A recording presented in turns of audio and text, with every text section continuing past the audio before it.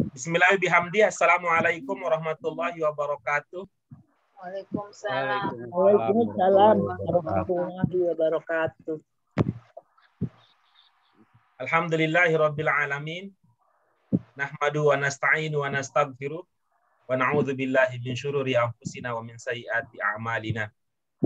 Allahumma shalli wa sallim ala sayyidina wa habibina wa syafi'ina wa maulana Muhammadin sallallahu alaihi wasallam wa ala alihi wa ashabihi wa man ittaba'a dinahu ila yaumiddin. Amma ba'du. Apa kabar Ibu Bapak semua? Alhamdulillah sehat. Diberikan kesehatan oleh Allah Subhanahu wa taala. Karena itu mari kita syukuri yang Allah berikan. Dengan sisa-sisa tenaga kita lanjutkan lagi perjuangan kita, ya. Walaupun pasukan kita rontok satu demi satu, tapi perjuangannya harus tetap kita lanjutkan selama masih ada hayat di kandung badan. Itu artinya kita akan terus berusaha untuk memahami Al-Quran. Karena apa? Karena inilah cara kita untuk mendekatkan diri kepada Tuhan, pada Allah Subhanahu wa taala yang Rahim dan yang Rahman. Ibu, Bapak sekalian, selanjutnya mari kita panjatkan doa keberkahan, doa keselamatan untuk Nabi kita, Nabi Muhammad SAW, supaya doa-doa tersebut itu akan kembali kepada kita dengan celupan dari syafaat beliau di akhirat kelak, karena kita diakui sebagai umatnya. Ibu, Bapak sekalian, ini bahagia sekali rasanya pada hari ini kita kembali lagi dipertemukan oleh Allah Subhanahu wa taala setelah kesibukan-kesibukan, tugas-tugas yang lain kita prioritaskan. Sekarang kita menyempatkan diri untuk melirik dan mendidik diri dengan bahasa Arab Qurani. Insya Allah hari ini kita akan lanjutkan pelajaran kita, akan kita awali kegiatan pembelajaran kita setelah jeda dengan pelajaran 30, insya Allah tanmiyatul mufrodatnya, ya, dengan pelajaran 30 tanmiyatul mufrodatnya, lalu kita sambil mengulang-ulang apa yang sudah kita pelajari. Karena itu dengan mengharap ridho Allah Subhanahu wa taala, Ibu Bapak sekalian, marilah kita awali, nanti kita akan awali sekaligus mendoakan. Dengan kita akan mengawali dengan surah Al-Fatihah, sekaligus kita akan mendoakan untuk siapa saja, untuk diri kita, terutama keluarga kita, ya, anak, saudara, dan teman-teman kita, semoga disehatkan oleh Allah Subhanahu wa taala. Amin. Hadhihi niyah wa ala kulliyatin sholihatin. Al-Fatihah. A'udzubillahi minasyaitonir rajim. Bismillahirrahmanirrahim. Alhamdulillahirabbil alamin arrahmanir rahim maliki yaumiddin. Iyyaka na'budu wa iyyaka nasta'in. Ihdinas siratal mustaqim. Siratal ladzina an'amta 'alaihim ghairil maghdubi 'alaihim waladdallin. Amin. Allahumma rabbana zidna ilman nafi'an warzuqna fahman wasi'an bi rahmatika ya arhamar rahimin. Amin. Ya. Selamat datang Ibu, Bapak sekalian di pelajaran kita, kajian kita pada pagi hari ini. Pelajaran yang ke-30, Al-Islamu Dinul Fitrah. Al-Islamu Dinul Fitrah. Kita sudah membaca teks pokok yang ada pada pelajaran ini. Ya, bicara tentang beberapa hal, ya, tentang penyebaran agama Islam dalam waktu singkat. Kemudian apa rahasia di balik itu sudah kita coba ungkap berdasarkan kemampuan berbahasa kita. Lalu dari aspek kaidah, dalam pelajaran ini kita sudah membahas pola kedua bahasa Arab.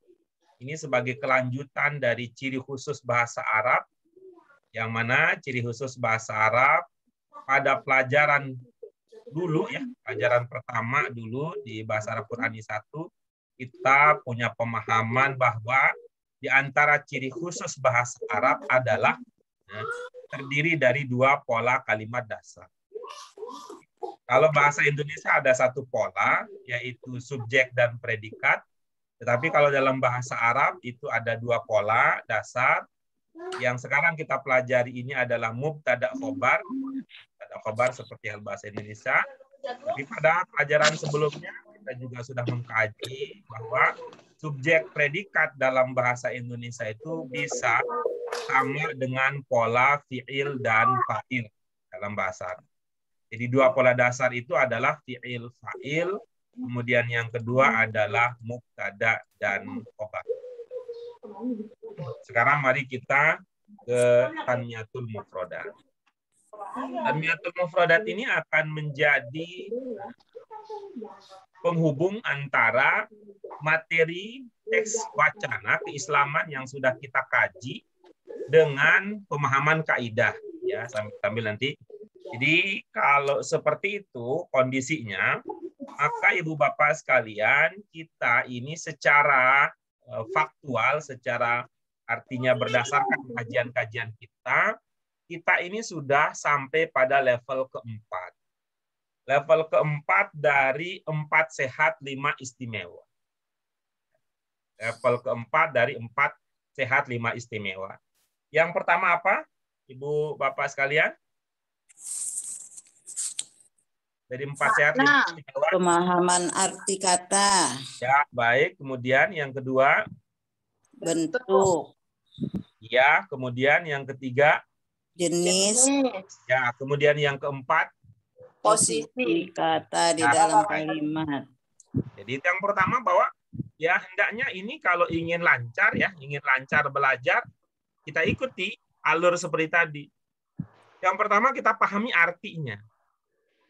Yang lain mantar aja gitu. Tapi yang harus diusahakan betul, untuk dikuasai adalah artinya. Baru kemudian kita bicara tentang bentuk. Bentuk satu namanya apa? Ilmu Madin. Kemudian bentuk dua, Midori. mudhari. Kemudian bentuk tiga, masdar. Bentuk empat, sifat. Kemudian bentuk lima, fi'il amar. Itu tuh dasar betul. Kita ya yang penting diingat-ingat kembali ya, makna masing-masing bentuk, kemudian yang kedua ciri, ya, ciri dasarnya. Walaupun ada ciri-ciri tambahan, ciri-ciri lain, tapi paling tidak itu ciri dasar itu bisa membantu kita ketika kita tidak punya prediksi yang jitu terkait dengan bentuk kata. Kemudian berikutnya kita setelah bentuk kita juga sudah mempelajari jenis.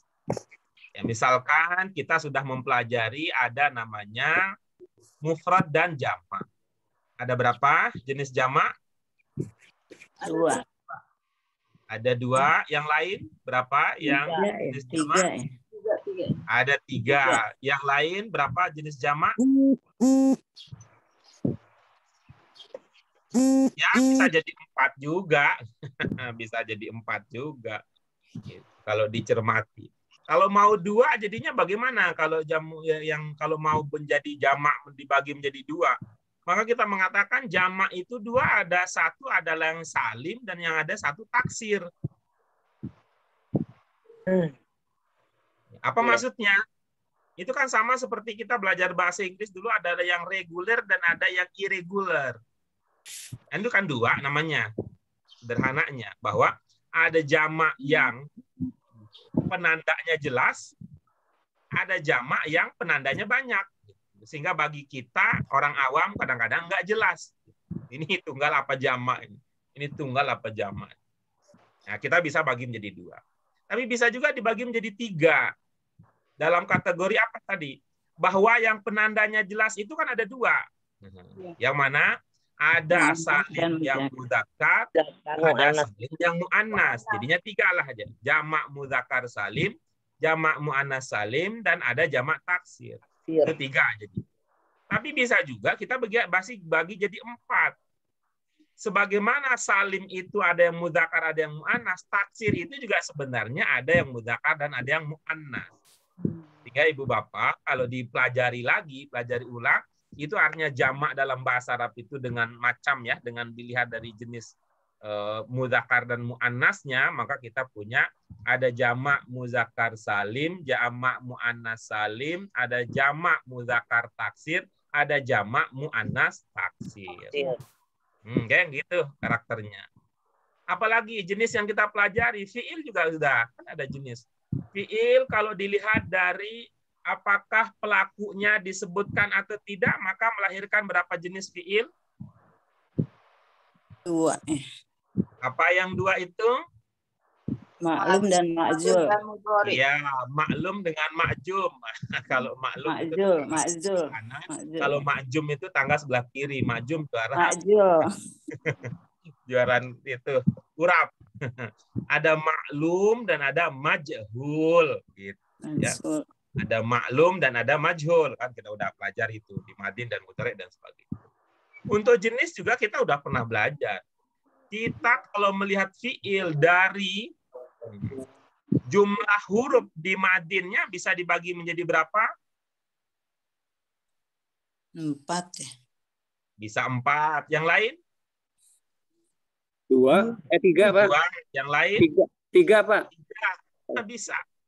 Gimana kalau melihat jadi 2 bagaimana? Ya gampang sederhananya. Kita lihat jenis fiil itu kalau dibagi menjadi 2 dari segi itu, maka ada fiil yang 3 huruf, ada fiil yang lebih dari 3 huruf. Jadi berapa udah itu? Ya jadi 2 gitu. Maka ada istilahnya dengan mujarrad dan ada istilah mazid. Itu kan 2 namanya. Tapi kalau kita mau jadikan 4 boleh gitu kan. Yang mana ada 3 murni, ada 3 tambah 1 jadinya 2, ada 3 tambah 2 jadinya 3, ada 3 tambah 3, oh kalau gitu ada jadi 4 ya. Ada yang jumlahnya 3 huruf, ada yang 4 huruf, ada yang 5 huruf, dan ada yang 6 huruf. Nah, bisa kan jadi jumlahnya juga. Ya, kalau kita lihat dari jumlah fiil madin. Nah, kita juga pernah bicara tentang, kalau bicara tentang jenis ya. Kita bicara tentang jenis, misalnya kalau masdar gitu, ada berapa jenisnya?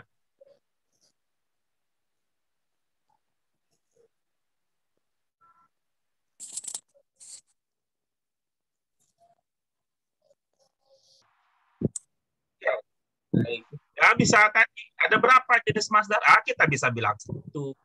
Bisa juga kita bilang 2, bisa juga kita bilang 3, bisa juga kita bilang 4. Yang penting gitu ya, yang penting ada ilmu, ada fondasi yang bisa kita gunakan.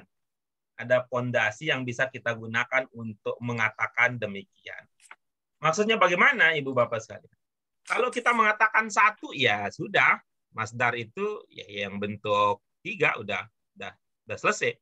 Tapi kalau kita mengatakan 2, itu artinya kan ada masdar yang seragam polanya, ada masdar yang beragam polanya. Kan udah jadi 2.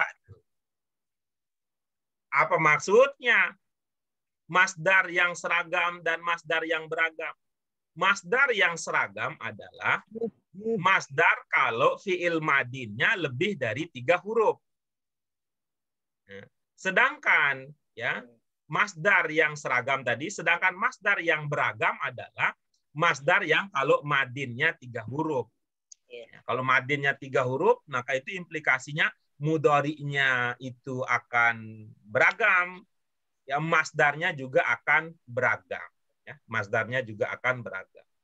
Tapi kalau madinnya lebih dari 3 huruf, madinnya lebih dari 3 huruf, itu masdarnya itu seragam jadinya.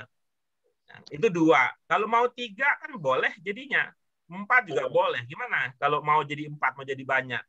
Yang pertama masdar yang beragam kalau 3 huruf. Yang kedua adalah masdar yang mengikuti polanya adalah if'al. Kalau 3, kalau madinnya af'ala. Yang kedua adalah kalau taf'il. Wazannya polanya taf'il. Yang ketiga adalah polanya mufa'ala. Kemudian yang keempat lagi polanya apa? Iftial. Kemudian apa lagi polanya? Tafa'ul. Kemudian apa lagi polanya? Tafa'ul. Kemudian apa lagi polanya? Istif'al. Kan jadinya banyak itu. Banyak ya masdar dengan melihat dari keragaman. Baik. Kalau kita bicara tentang jenis lagi ya, kita jenis lagi tentang fiil amr. Ya, belum, sebelum fiil amr ke sifat. Sudah ada berapa jenis sifat yang kita sudah pelajari?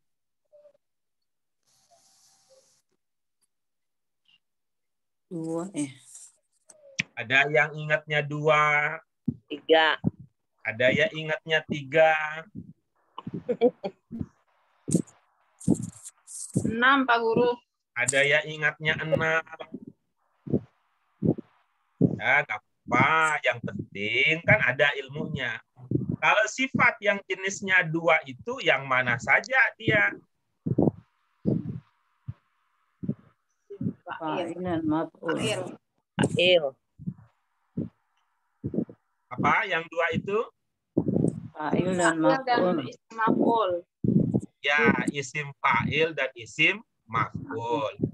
Ya, kalau itu 2 ya, ingat isim fa'il dan isim maf'ul. Kalau 3 yang mana? Ya, kalau 3 berarti pertama isim fa'il, yang kedua isim maf'ul, yang ketiga bukan isim fa'il, bukan isim maf'ul. Jadilah 3. Jadilah 3. Nah, kalau ingatnya 6, apa itu yang 6? Ada isim fa'il, ada isim maf'ul, ada apa lagi? Isim musyabahah. Ada sifat musabbahah, bismil fa'il, ada apa lagi? Isim mubalaghah. Iya, ada mubalaghah, ada apa lagi? Isim tabdil. Ada isim tabdil, ada apa lagi? Isim yang ditambah ya ujungnya. Iya, isim yang ditambahkan dengan ya nisbah. Wah, banyak. Intinya jenisnya, Bang. Ternyata tadi Madin, wah jenisnya udah tahu bentuk, tahu jenisnya juga. Nah, kemudian yang terakhir sebagai apa? Sebagai review kita, fiil amr. Fiil amr juga ada berapa jenisnya?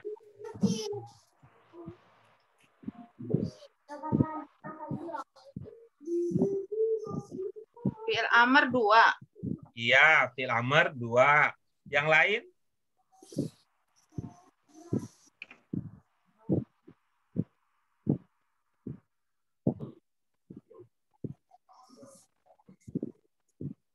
Yang lain itu masih dirahasiakan.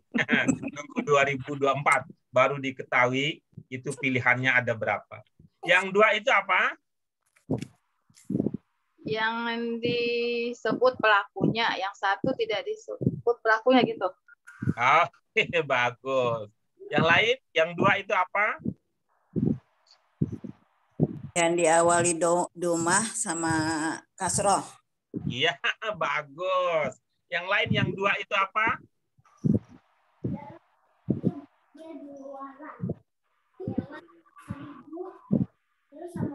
Iya, baik. Bisa juga kita lihat yang 2 itu dari segi apa? Dari segi ada fiil amr yang perubahan dari mudhari'nya mengikuti pola umum. Nah, yang tadi ya, pola umum itu apa? Sukunkan akhirnya, hilangkan awalnya. Kalau huruf keduanya sukun, tambahkan hamzah di awalnya. Jika huruf ketiga dom, maka awalnya juga domah si hamzah. Kalau huruf ketiganya bukan domah, maka awal fi'il amr itu kasroh. Nah, itu tadi Bu Ed. Itu aturan umum. Tapi ada juga fi'il amr yang mengikuti aturan khusus. Yang mana itu?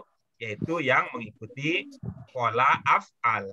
Pola af'ala yuf'ilu tidak mengikuti ketentuan umum tadi, tapi dia amernya langsung mengikuti pola af'il. Nah, gitu. Kemudian juga ada yang tidak mengikuti ketentuan umum tadi. Kalau ketentuan umumnya bahwa gitu sukun di akhir, tetapi ini ketentuan khususnya kalau yang akhir itu ternyata alif, waw, ya, bukan hanya disukunkan nasibnya, tapi langsung dikuburkan. Bukan hanya dimatikan. Kalau alif, waw, ya bukan hanya dimatikan, tapi langsung dikuburkan. Sehingga hilang. Tidak ada waw, tidak ada alif, tidak ada ya di fi'il amr. Kalau dia muncul, berarti dia menandakan dhamir. Itu ya, fi'il. Itu dia Ibu Bapak sekalian. Kita sudah mempelajari Level pertama makna arti. Ingat ada kamus, ada catatan yang bisa membantu kita untuk itu. Kemudian kita sudah bicara bentuk. Ya. Level kedua ada 5 bentuk dengan makna masing-masing, dengan ciri masing-masing. Kemudian ketiga jenis. Wah, kita udah bicara tentang jenis.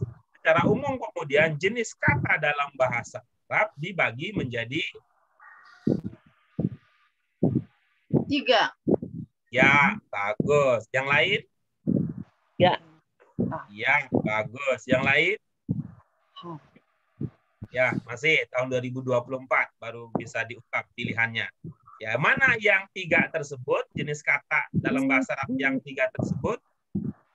Isim, fa'il, harf. Isim, fa'il, Ya, harf. isim, fiil, dan harf. Harf. Atau kalau menurut sejarah belajar kita, fiil, kemudian isim, kemudian harf. Gitu ya. Fiil, kemudian isim, kemudian. Wah, jenis-jenis isim juga kan ada banyak jenis-jenis isim. Ada berapa jenis isim? 4 ya. 4 boleh. Yang lain? Berapa? Siti Harna? 3. Yang lain? 4. Yang lain? 3. Ya, baik. Ada 3, ada 4. Kita boleh juga kita bilang jenis isim itu ada 2. Gitu ya. Mana yang 2 itu ada pokok, ada tambahan. Gitu ya. Ada pokok, ada tambahan. Kalau mengatakan 3, jenis-jenis isim itu yang mana yang 3? Dan lain-lain. Hah? Maksudnya gimana? Kalau 3, yang 1 isim fa'il. Isim Itu sifat, maf'ul. itu sifat.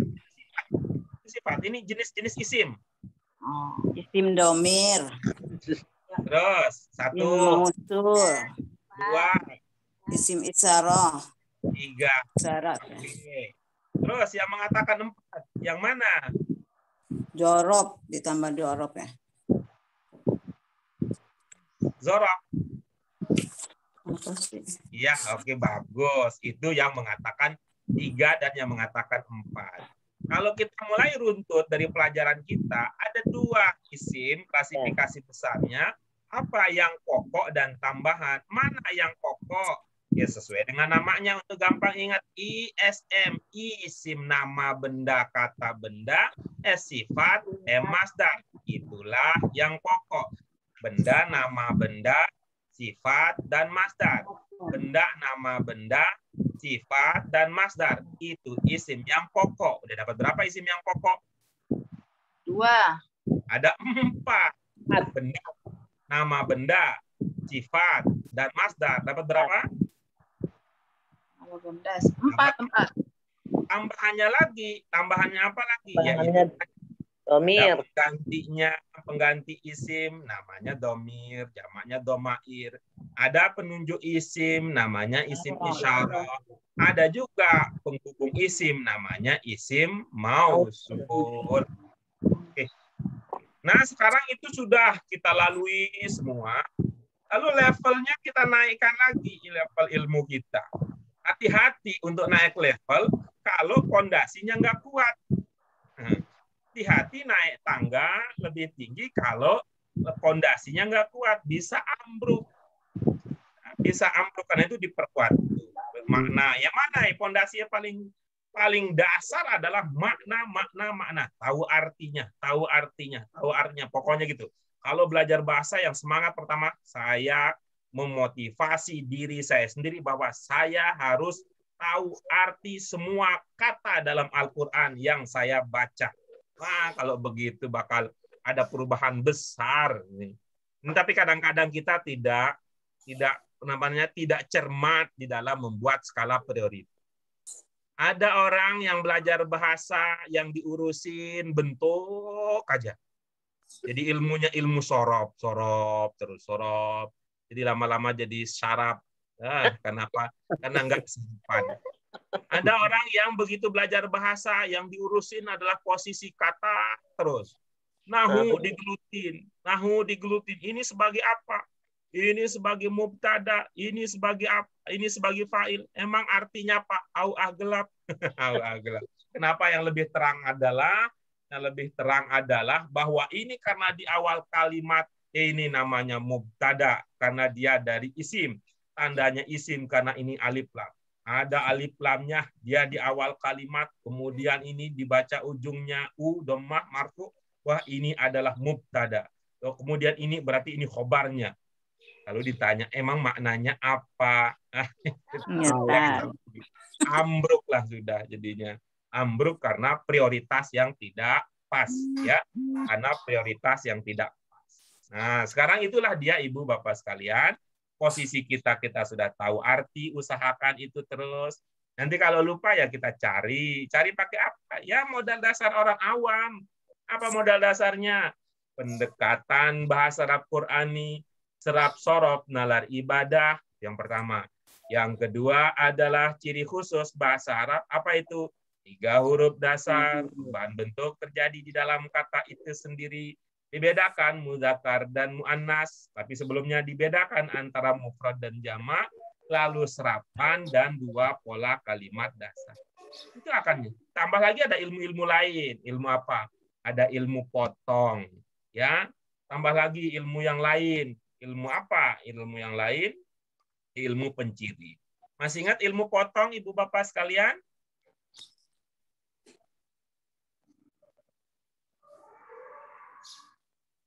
Masih ingat ilmu potong? Allah. Angsa, masak di kuali. Apa? Ilmu potong? Satu potong belum tentu satu kata. Gitu. Karena sering kita bingung artinya gara-gara menduga satu kata. Contoh terakhir kemarin, pala gitu. Apaan pala?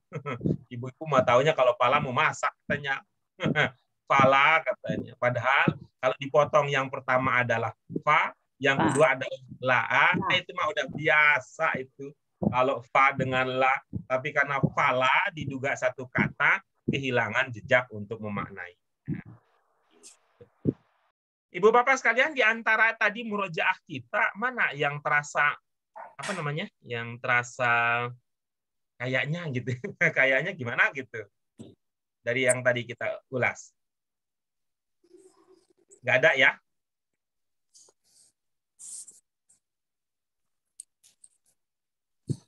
Ya maknanya Pak belum.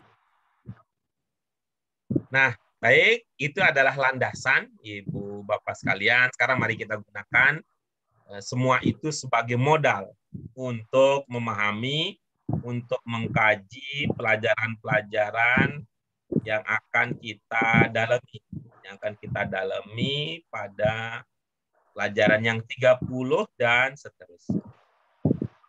Tanyatul mufradat. Apa mufradat kita yang pertama, Ibu Bapak sekalian?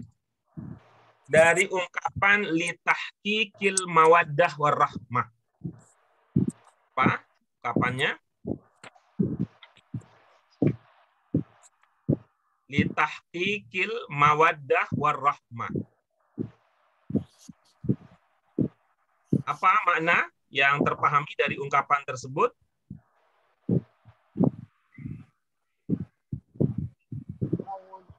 Mereka mewujudkan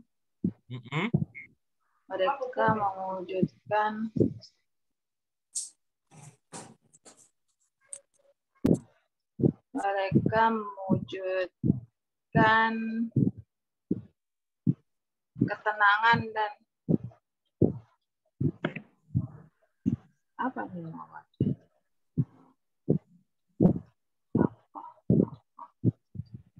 Ini ungkapan ini sangat populer ketika kita menghadiri pernikahan. Kita lihat kata tahqiq. Litahqiq. Tahqiq itu bentuknya masdar.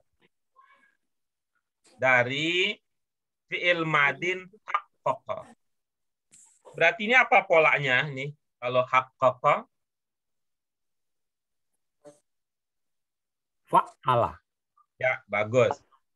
Ya, haqqaqa fa'ala Yufa'ilu. yufa'ilu taf'il tahqiq. Taf'il. Nah, bermakna mewujudkan. Nah, haqqaqa sendiri, fa'ala sendiri itu adalah pengembangan dari 3 huruf dasar, yaitu haqqa. Walaupun yang terlihat di sini 2, karena itu kan qafnya double. Nah, haqqa yahiqqu. Haq. Ya. Dalam bahasa Indonesia bisa dimaknai berhak, bisa bermakna pasti, bisa bermakna benar. Kalau yang bermakna benar dalam bahasa Indonesia kan ada kata dalam hidup kita harus menentukan sikap. Harus memilih antara yang hak dan batil. Nah, gitu. Antara hak dan yang batil. Jadi ungkapan ketika mengatakan antara hak dengan yang batil, itu kalau batil itu adalah yang salah, maka hak itu bermakna yang benar. Maka dari ungkapan antara hak dengan batil. Nah, kemudian yang kedua, ya, hak itu bermakna berhak. Ya, nggak berhak nih, nggak berhak. Ya, dari kata ini nanti kalau di bahasa Indonesia kita ada populer ungkapan mustahik. Ya. Mustahik. Itu dalam konteks apa biasanya? Bu? Zakat. Iya, baik. Coba diprediksi ketika mengatakan mustahik itu kira-kira hurufnya apa saja itu? Mim, Ta, sin, ha, ta, mim, sin, ta, ha. ha, qaf. Iya. Ada yang sama dengan kata ini? Hak? Ada hak. Ya, gitu ya. Ada hak. Ini bernamanya berhak. Hak itu artinya kan sesuatu yang diterima. Ya, sesuatu yang diterima. Lawan dari hak, apa dalam konteks ini? Batil. Bukan. Bukan, Kalau Pak. yang lawan dari batil itu kalau hak yang berarti benar. Nah, kalau hak yang berarti berhak ini apa lawan katanya? Orang yang berhak menerima zakat, orang yang berhak mengeluarkan zakat, mengeluarkan. Ini lawannya adalah kewajiban. Kewajiban. Oh. Antara hak dan kewajiban. Kewajiban ini ya. Kalau yang ini, yang benar ini adalah lawan dari batil tadi, antara hak dengan batil. Kalau yang berhak ini adalah dalam bahasa Indonesia yaitu seperti ketika mengatakan ada hak dan ada kewajiban. Jadi manusia itu antara ada hak dan ada kewajiban. Nah, kemudian ini juga bisa bermakna pasti. Bisa bermakna pasti, sesuatu yang meyakinkan. Ya, sesuatu yang meyakinkan. Ya, tidak meragukan. Karena itu kan hak semua manusia kan sama, gitu ya. Yang tidak ada, tapi ada ini yang dalam bahasa Arab nggak punya ini kita ini. Ini bukan yang hak dalam pengertian ini. Hak semua manusia kan sama, kecuali ibu-ibu, betul ya? Hak ibu-ibu beda-beda. Ada yang tinggi kan? Ada yang tinggi, ada yang nggak pakai hak. Gitu. Nah, kalau itu bukan yang itu. Bukan hak yang jenisnya seperti itu. Nah, ini hak pernah berhak, pasti, dan benar.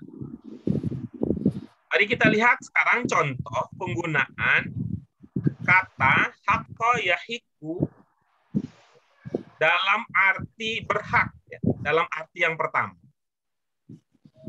Apa kalimatnya? Wa yahiqqu lil fuqara ay yaqbalu az-zakat. Apa kalimatnya?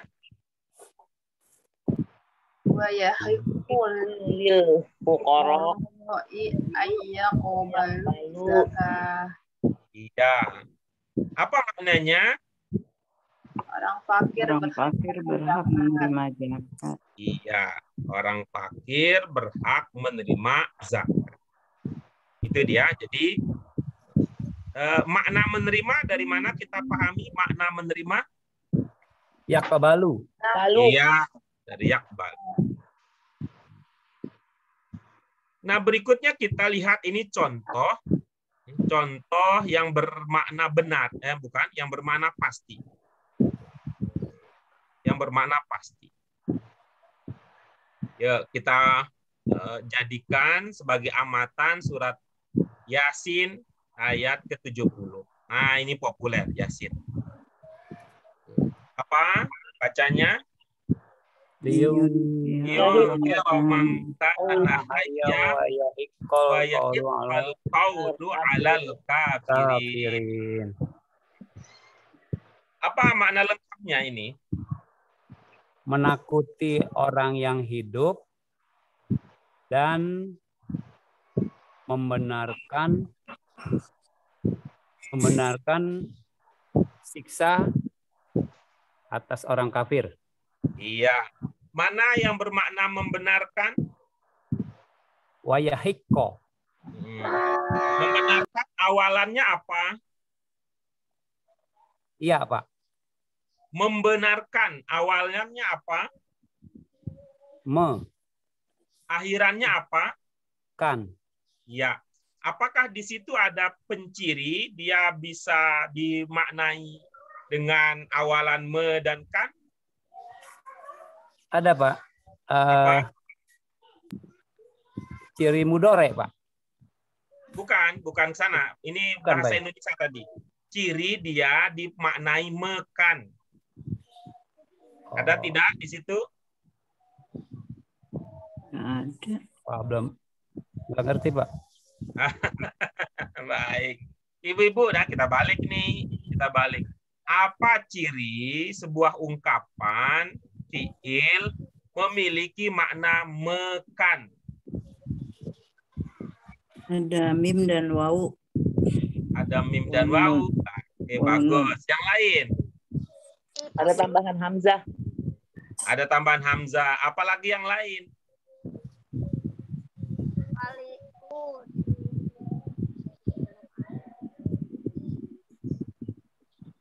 Iya, bagus. Ini yang terlupa adalah tadi kalau tambah mim dan wau itu tidak termasuk di dalam apa yang dulu pernah kita pelajari.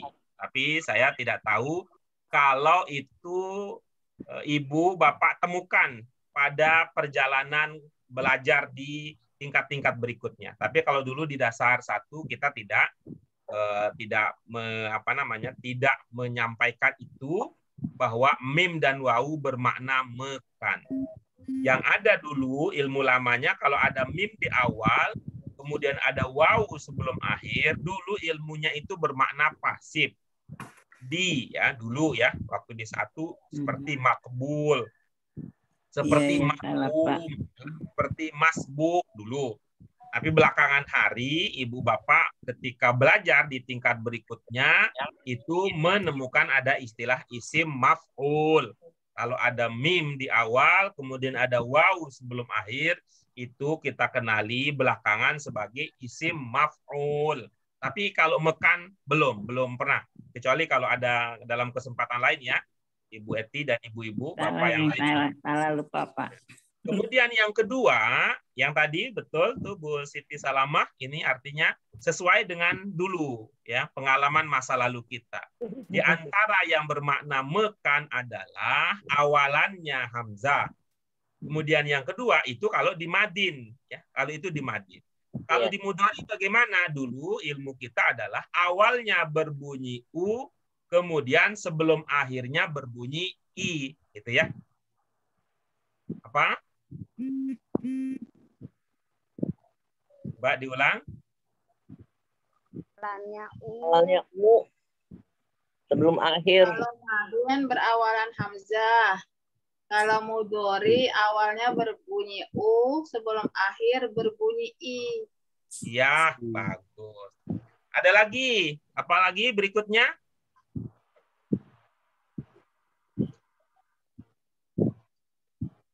Ya, yang berikutnya yang terlupakan adalah yang mengindikasikan makna mekat juga adalah kalau di fiil madinnya, di fiil madin itu ada bunyi double di tengah-tengahnya.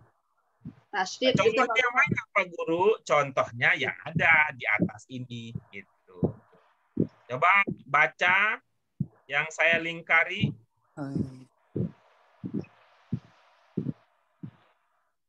Hakoh. Kokoh. Ya, kan? Ada tasdidnya kan, double di tengah. Iya. Oh, maka dipaknai mekan, Kokoh. mewujudkan.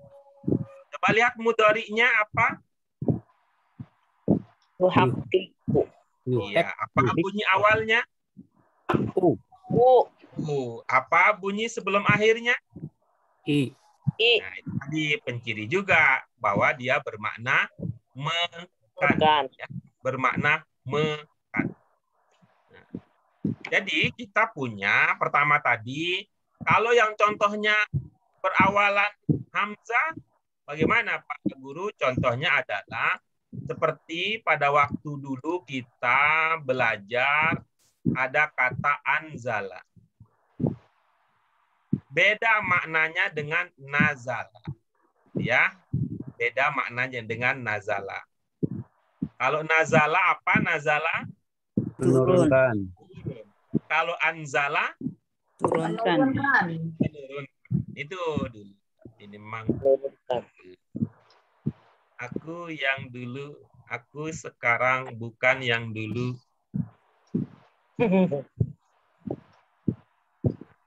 Nah, karena itu di sini wayahikko ini tidak bermakna, tidak ada makna mekannya. Karena itu di sini dimaknai bahwa yahikko di sini bermakna pasti. Bermakna pasti. Bermakna pasti. Apa yang pasti berdasarkan ayat ini?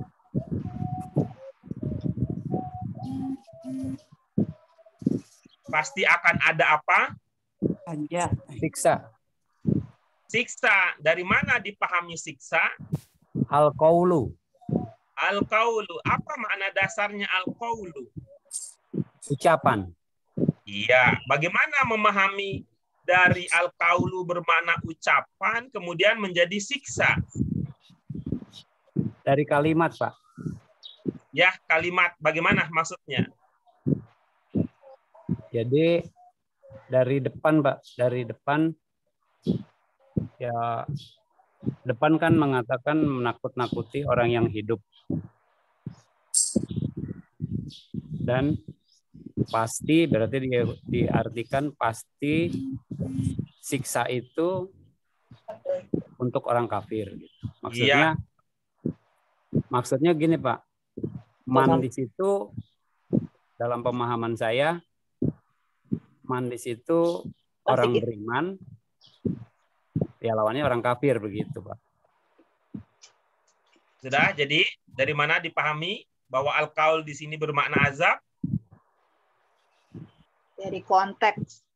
Iya. Ada yang lebih spesifik lagi?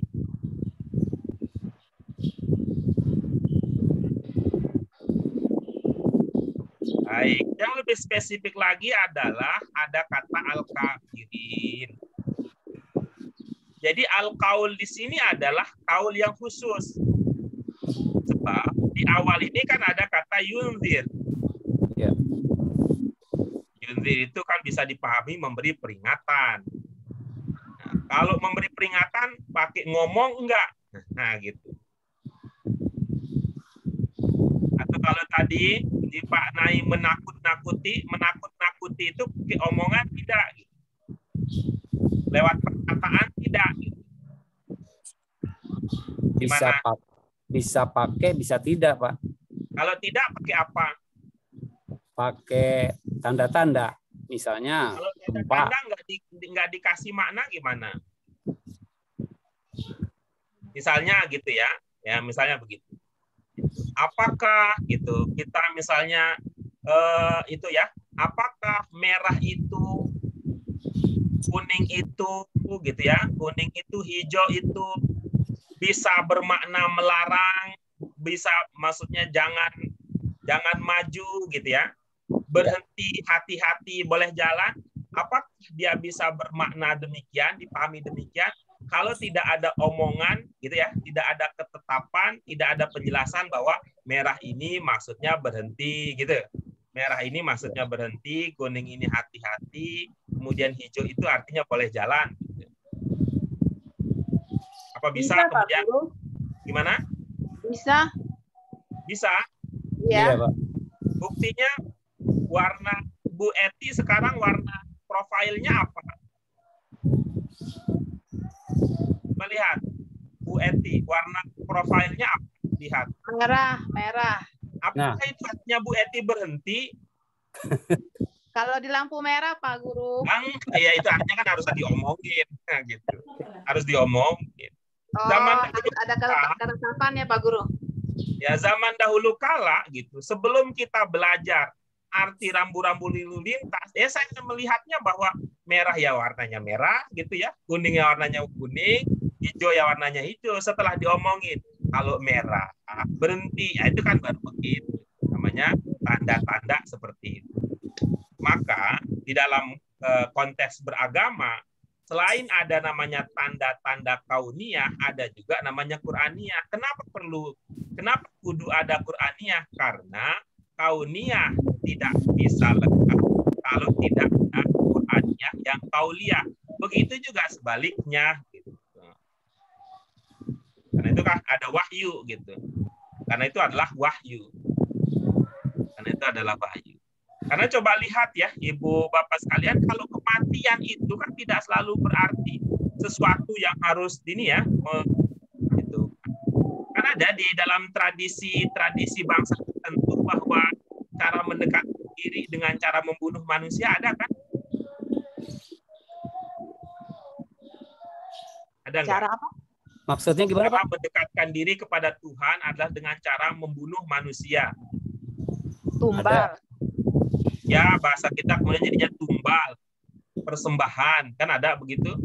Iya. Ada, Pak Guru. Nah, gitu. Sampai akhirnya kalau seperti itu kemudian itu kan jadi tanda-tanda, jadinya itu pendekatan diri jadi tanda kemuliaan jadinya.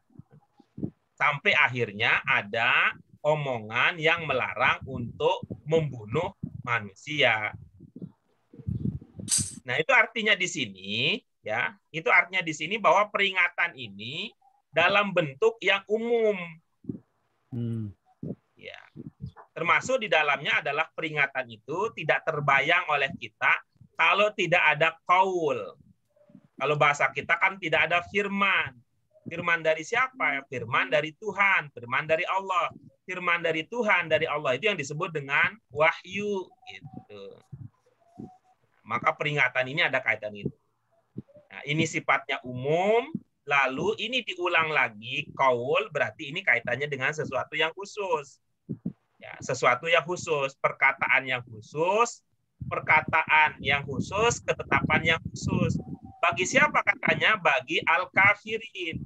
Apakah bagi al-kafirin itu isinya omongan yang enak-enak atau omongan yang jelek-jelek? Maaf, Yang Pak mana Guru. kira-kira?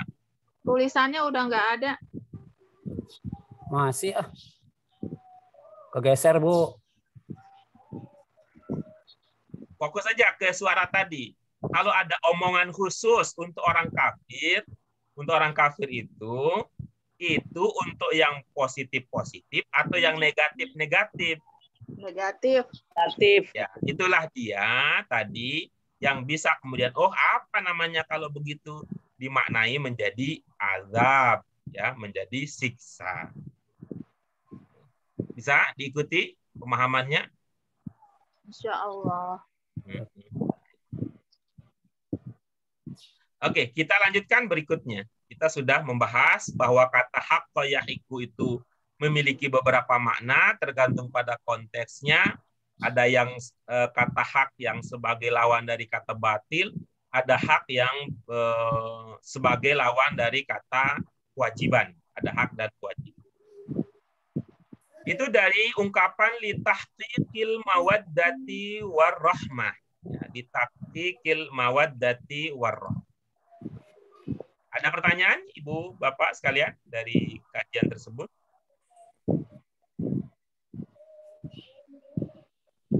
Nah, kita lanjutkan. Dari kata hak, yang tadi bermakna kebenaran sebagai lawan dari apa? Ya, dari sebagai lawan dari kewajiban, dari kebatilan, ada juga hak yang sebagai lawan dari kewajiban. Maka kita kemudian bisa mengembangkan, melanjutkan kajian kita, ada kata hak yang kemudian kalau dijamak menjadi hukum. Jadi apa? Hukum. Hukum.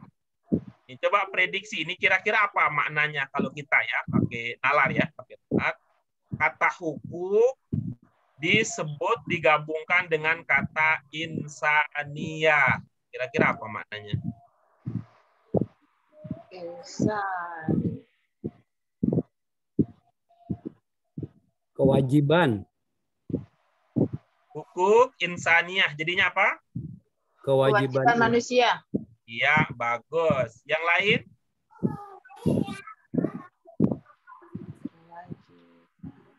Sudah, itu saja. Baik. Ini makna justru sebaliknya. Bukan bermakna kewajiban manusia. Karena hak itu adalah lawan dari kata kewajiban. Adalah lawan dari kata kebatilan. Maka hukum insaniyah tidak cocok kalau dipahami artinya kewajiban manusia. Malah sebaliknya, yaitu hak manusia. Jadi, apa, Pak? Hak asasi manusia. Oh, hak asasi. Jadi kita bilang jadi HAM gitu ya. Yang bilang jadi HAM.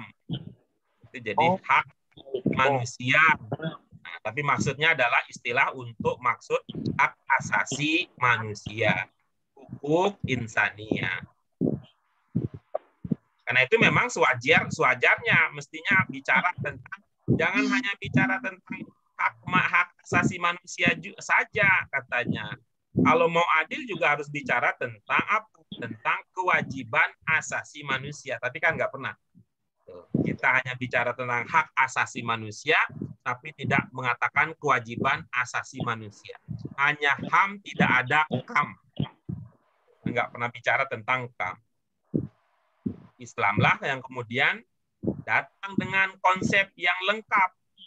Konsep yang lengkap yaitu manusia ada kewajiban kepada Tuhan untuk beribadah, pada saat yang sama kemudian manusia juga punya hak atas pelaksanaan ibadah tersebut, yaitu kebahagiaan di dunia dan di akhirat.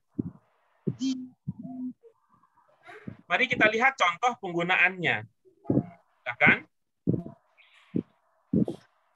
Baca.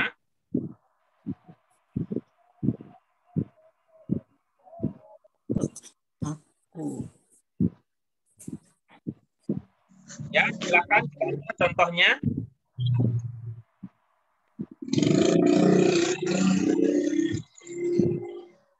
Coba dibaca contohnya. Bapak sekalian. Hakul walidaini alal auladi ihtiromuhuma. Iya, baik. Ada yang belum terpahami di situ? Muhuma. Istirahuma. Oke, baik. Kita pelan-pelan memahaminya. Yang pertama pakai ilmu potong. Berapa potong kira-kira? Bukan berapa potong, ini satu potong ya. Berapa kata di situ?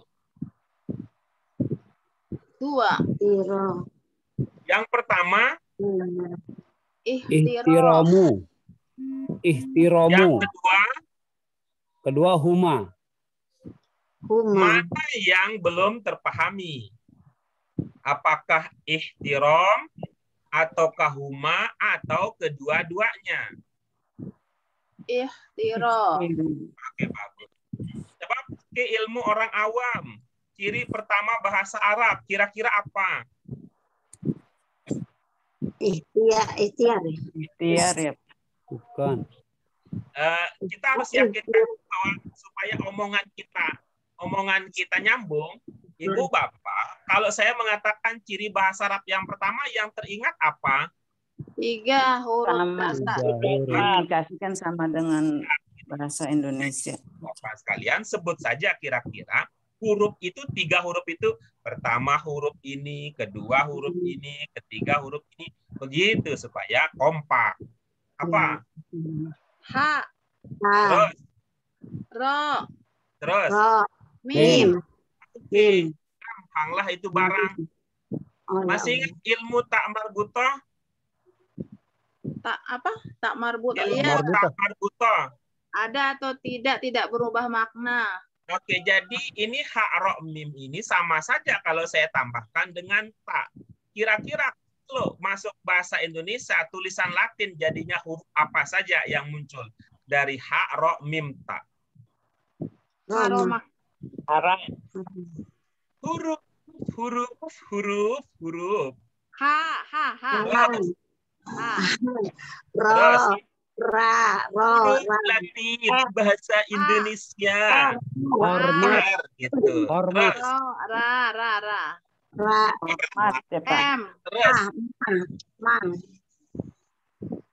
terus, Ha. Nah, Ih, hormat. bahasa Indonesia mana ada bahasa Indonesia hurufnya? Ta. Huruf apa? Ta. Bukan T. bahasa Arab, bukan bahasa Arab, T. bahasa T. Indonesia. Pak. Gitu. Kira-kira kalau ada SMS datang begini, kira-kira bacanya gimana? Hormat. Hormatilah. Di mana sulitnya? Enggak sulit tapi lama perjalanannya dapat kata hormat. Nah, kenapa lama? Karena nggak biasa dipakai itu ilmu. Iya. Nggak bisa pakai. Nggak biasa dipakai itu ilmu. Ya Allah.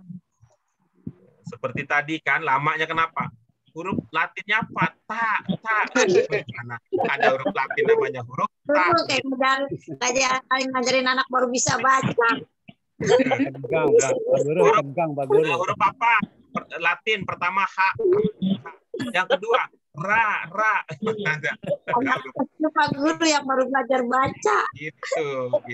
R gitu kan gampang. Oke. Jadi apa maknanya kalau sudah tertebak gitu? Menghormati pada keduanya. Jadi makna lengkapnya bagaimana? Hak orang tua kepada anak-anaknya. Maka hormatilah keduanya. Oke, bagus. Coba pakai kalau bahasa Indonesia biar lebih enak. Subjek, predikat. Orang tua, hak kedua orang tua. Hak kedua, hak orang tua.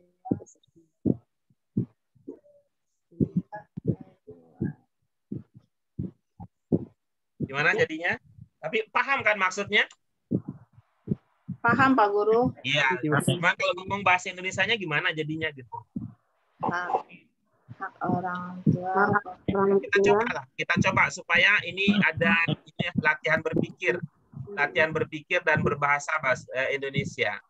Apa yang terpikirkan? Hak orang tua. Hak orang tua Kepada anaknya.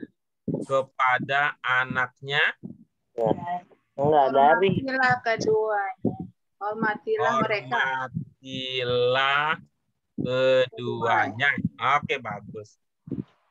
Pada waktu Uida mengatakan hormatilah, itu kan adalah ya, Bu? Iya. Apakah itu lahir karena enaknya begitu? Atau karena ibu memahami di situ ada bentuk perintah gitu? Enggak, enaknya begitu. Oke, bagus. Nah, coba sekarang kita ubah jadi ilmu lah. Bukan karena di situ ada bentuk perintah ya. Iya, ikhtiroh. Iya. Bentuk perintah nih Pak Guru. Oke, bagus. Kalau begitu bagus ya. Baguslah begitu. Yang mana bentuk perintahnya? Ihtiro. Iya, bagus. Untuk itu berarti menduga itu adalah fiil amr ya. Jadi salah dong Pak ya. Kira-kira Coba. Menduga itu adalah fiil amr ya. diduga tuh Pak Guru, diduga. Iya, nggak apa-apa menduga. Kan ini bagian dari apa? Bagian kita. Ini perlu kita lakukan, mengkritisi diri sendiri. Karena itu saya mengajak Ibu Bapak sekalian mengkritisi diri sendiri supaya lebih legowo di hati. Nah, ini kan sekaligus juga untuk mengenang masa lalu dan mengulangi pelajaran. Hak orang tua kepada anaknya, hormatilah. Kalau jadi ustazah udah bisa itu, Bu Farida. Untuk jadi ustazah udah bisa gitu. Kenapa kan? Ya mana ada murid yang mikirin itu kok ada hormatilah Bu Ustazah, apa di situ ada bentuk lima? Gitu. Nah, coba lihat ya. Ini tadi diduga bahwa apa? Diduga adalah bentuk 5 berarti diduga adalah fiil amr. Fiil amr itu berubah dari fiil apa, Ibu? Mudhari. Oke. Kira-kira mudhari'nya apa ini? Ya, tiru. Ya, tiru. Nah, tiru. Ya, tari. Tetapi ilmu dasarnya itu kan ilmu dasarnya modal dasar jangan sampai hilang. Kan tadi ada sudah didapat ya 3 huruf dasarnya apa? Modal dasarnya jangan sampai hilang. Kemudian kira-kira apa penanda khusus kalau itu adalah mudhari gitu. Ya, tarom. Ya, ro. Mudhari'nya kira-kira? Ya, tarom. Atau begini sekarang, atau begini caranya adalah begini caranya. Ihtiram ini berapa huruf? 1, 2, 3, 4, 5, 6. Ada 6, baik. Nah, kira-kira yang baru kan modal kita kan 3 ya, modal kita 3. Kira-kira yang baru ini, yang baru apa? Hamzah. Terus? Ta. Oke, bagus. Nah, terus ada lagi? Alif.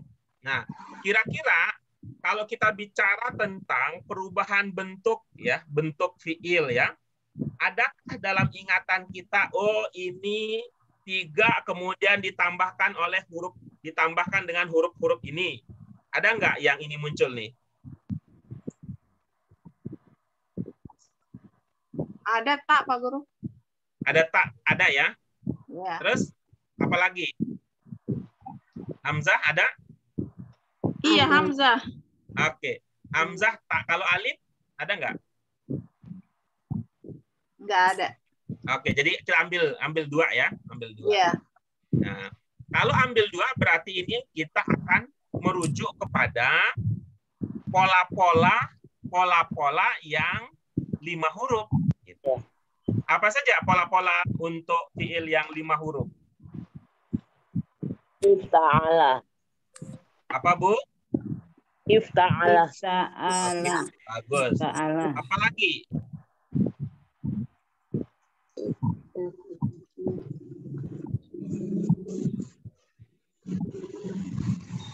Apa lagi? Sa'ala. Yafta'ilu.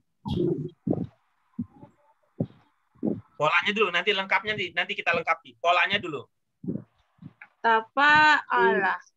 Oke, bagus. Ya, Apa lagi? tafa'alu.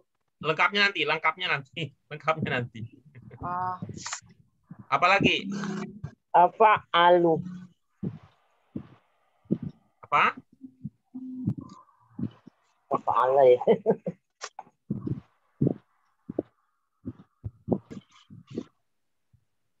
Jadi setelah kita lacak lagi data-data yang kita miliki, pelajaran-pelajaran yang sebelumnya, kita menemukan bahwa ihtiram ini bentuknya apa? Bentuk masdar. Ya, bentuk masdar. Coba itu sekarang dimanfaatkan. Ya, pemahaman bahwa itu adalah bentuk masdar itu bisa dimanfaatkan untuk memperbaiki cara kita mengungkapkan pemahaman kita. Pemahamannya sudah benar, ya, tapi kita perlu berlatih mengungkapkan pemahaman tersebut menggunakan bahasa Indonesia. Ya, bahasa Indonesia nih, kalau bahasa ustazah udah aman, udah Bu Ida udah, nggak usah khawatir, sudah bahasa ustazah sudah. Kira-kira apa maknanya? Hormatilah keduanya. Kan nggak pakailah Bu, bukan Amr tadi. Ya lupa. Hormati keduanya.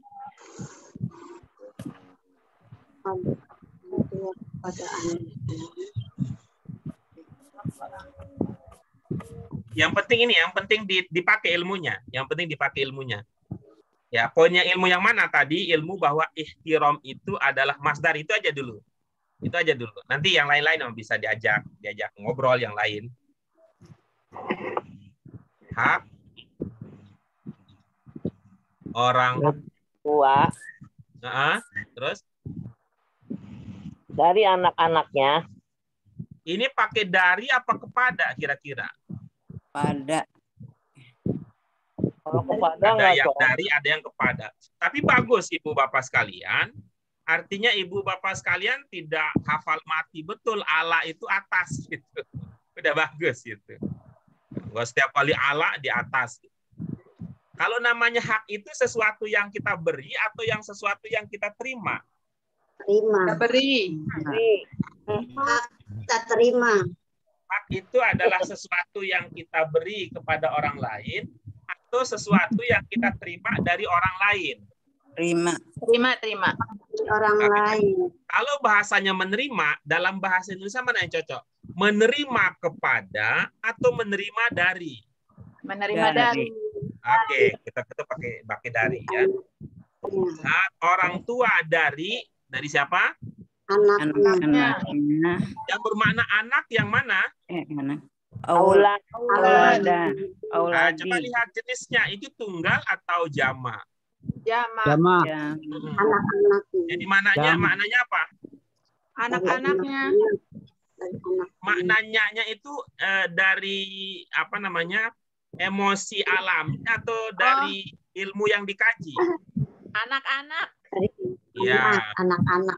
Nah, nanti kalau soal enak nanti ditambahin ya, tapi kita berdasarkan ilmu aja dulu ya. Hak orang tua dari anak-anak. Terus adalah oke. Apa? penghormatan bagi keduanya. Iya, penghormatan bagi keduanya. Ya, penghormatan dari mana? Ihtiram. Iya, bagus. Tadi jenisnya apa? Masdar. Ya, masdar itu apa? Kerja yang dibendakan. Katakan.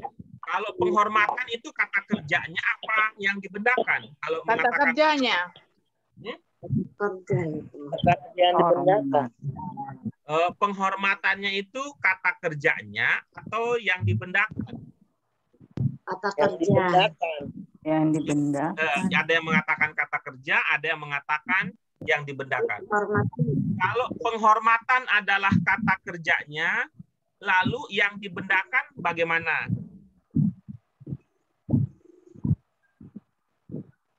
Yang dibendakan. Kalau penghormatan adalah kata kerja, lalu yang dibendakan jadinya bagaimana? Kehormatan.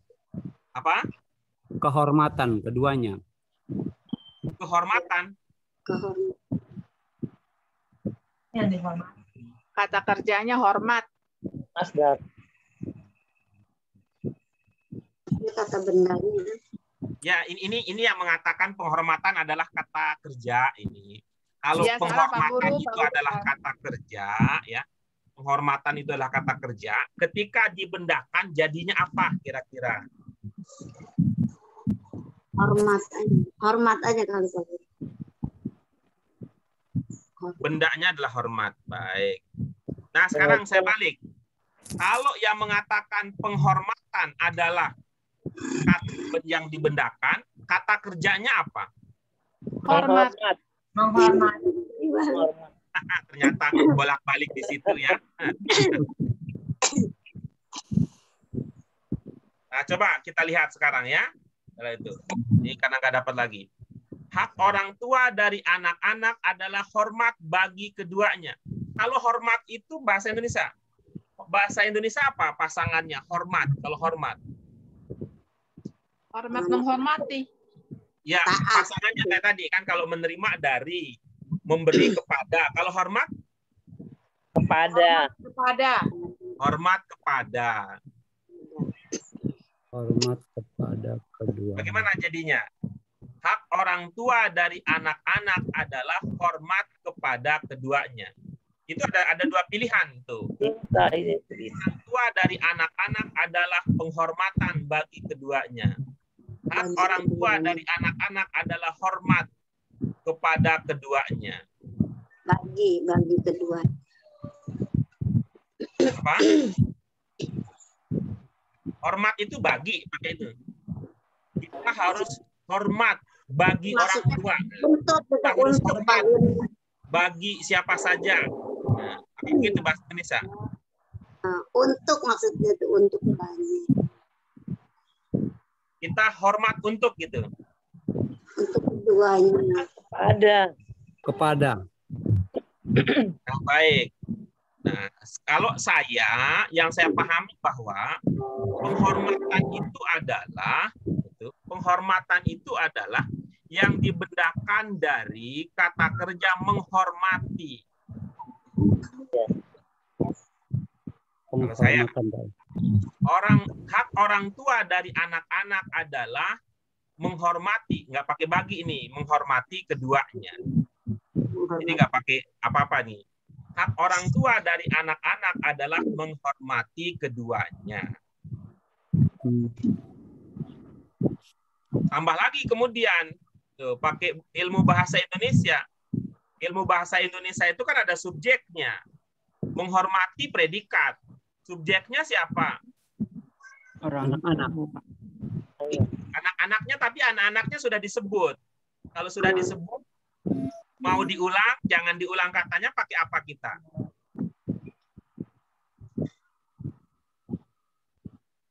Maksud sama, tapi kata-katanya jangan diulang. Maka kita pakai kata apa? Mereka. Pakai kata ganti, yaitu mereka. Nah, jadi itu pilihannya. Yang pertama tadi, hak orang tua pada tadi yang pertama. Saya belum ini. Yang pertama sekali.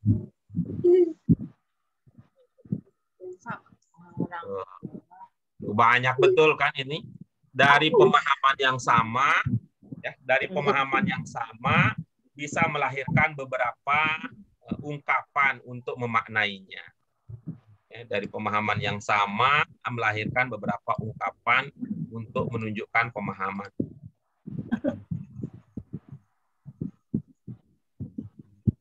Apa tadi? Kok hilang?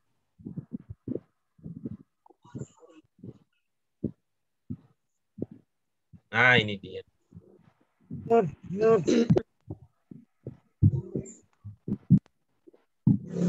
Nah, silakan tinggal Ibu Bapak sekalian tinggal pilih mana yang ini yang diminati gitu. Pilihan pertama, hak orang tua kepada anak-anak adalah penghormatan bagi keduanya. Yang kedua, hak orang tua dari anak-anak adalah penghormatan bagi keduanya. Yang ketiga, hak orang tua dari anak-anak adalah hormat kepada keduanya. Yang berikutnya, hak orang tua dari anak-anak adalah menghormati keduanya. Ini ada yang nabrak. Salah yang bilang.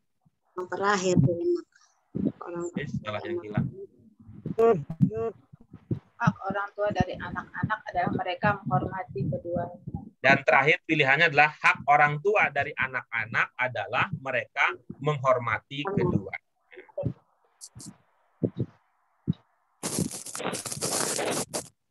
Oke, bisa diikuti ilustrasinya? Bisa? Insya Allah Pak Guru bisa. Ya, jadi yang kita lakukan tadi adalah memanfaatkan pemahaman kebahasaan kita untuk mengungkapkan pemahaman dalam bahasa Indonesia dengan mempertimbangkan kebiasaan-kebiasaan, aturan-aturan yang umum berlaku dalam bahasa Indonesia. Baik, Ibu Bapak sekalian, jika sudah bisa dipahami ilustrasi dan alur berpikirnya, maka itu adalah akhir dari kajian kita, kebersamaan kita pada hari ini. Kita istirahat, kita belajar kita supaya jangan sampai tadi yang sudah kita isi sudah bagus-bagus, kemudian buyar lagi karena efek kebanyakan. Efek kebanyakan. Baik, untuk itu mari kita syukuri apa yang bisa kita pelajari bersama hari ini. Mudah-mudahan Allah memberikan kita semangat untuk terus berjuang, istiqomah di jalan ini. Bahwa ujian dimanapun juga pasti akan ada. Seumpama ada di antara ibu bapak sekalian yang memilih hari Sabtu itu untuk arisan, nanti juga di arisan itu akan ada ujiannya. Seumpama ibu bapak ada yang memilih bahwa hari Sabtu jam 8 sampai jam 9.30 itu untuk mengurus rumah tangga, di rumah juga tangga juga pasti akan ada ujiannya, karena memang ujianlah bagian dari cara kita mendekatkan diri dan meningkatkan derajat kita di sisi Allah Subhanahu wa Ta'ala. Nah, ini juga bukan berarti belajar di sini bebas hambatan, ya, lupa lah gitu ya, kurang teliti lah, campurlah dan sebagainya dan sebagainya. Itu adalah ujian yang menjadi bagian dari pengalaman dan sesuatu yang mudah-mudahan memberikan nilai ibadah untuk kita semua. Kita syukuri dengan hamdalah. Alhamdulillahirabbil alamin. Subhanakallahumma wa bihamdika asyhadu an la ilaha illa anta astaghfiruka wa atubu ilaik. Terima kasih Ibu Bapak sekalian untuk partisipasi aktifnya. Dan mohon maaf untuk segala kekurangannya. Terima kasih. Wassalamualaikum warahmatullahi wabarakatuh.